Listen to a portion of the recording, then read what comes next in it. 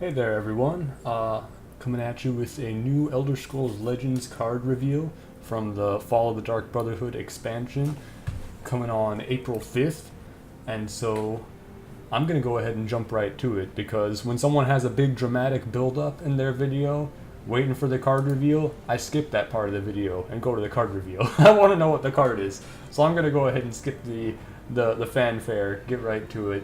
We've got this new green Khajiit here, a 2-cost, 2/3 Skooma Underboss, and it's a common card, which I think is very, very notable because it means you're going to see a ton of it in Arena probably.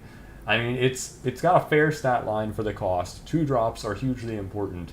It's common, and it has upside on top of that. So that's definitely going to be something you're going to see a lot of, and I think it's going to make for some interesting matches because you don't typically trade with Pilfer creatures. They have kind of a poor stat line, so trading is something they're bad at.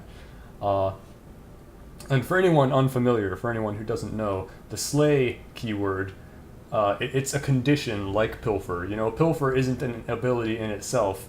It just explains when their ability activates, right? It activates when you hit face. Well, Slay activates when a creature attacks and kills another creature. So here, we're getting, you know, a new condition for all the other Pilfer creatures' abilities to activate. This creature doesn't really even have an ability that it does anything on its own. It only changes how other creatures' abilities work, which I think is super cool.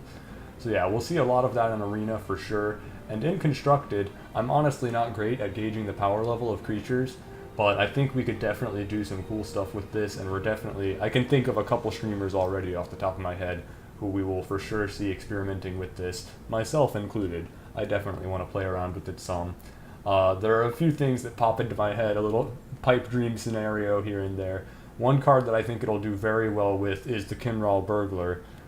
People often might throw down a guard to stop the burglar from going face, but a burglar with Slay is huge. Not only because if they put down a guard, it still gets the Pilfer ability, but because if you put Breakthrough on it, it can get the Pilfer and the Slay, because Breakthrough triggers Pilfer when it hits face. It only has to damage face, they don't have to attack face. So a Pilfer creature with Breakthrough will be able to get their effect to go off twice in a turn by killing something with the Breakthrough effect. And so that would be an instant 12/12 burglar.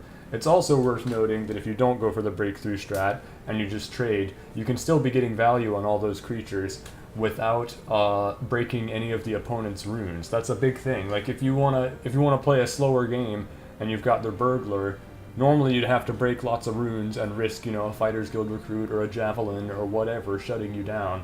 But here you can just kill their creatures all day and build up massive life gain. So I think there are some really cool things that can come of this. Again, I'm not great at gauging a card's constructed power level, and also we don't even know what all the new cards are, so that makes it even tougher to say how well it might do. But I definitely think that there will be some fun experiments and shenanigans to be had with this, whether it becomes top tier or not, I'm unsure.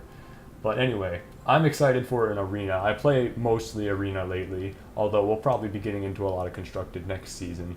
But yeah, that's my brief thoughts on this card. It was only revealed to me yesterday, so I haven't had a ton of time to think about it, but I definitely think it's going to be fun and shake things up a bit. I hope you enjoyed, and I hope you enjoy it when it comes out on the 5th, and I'll catch you all then. Peace.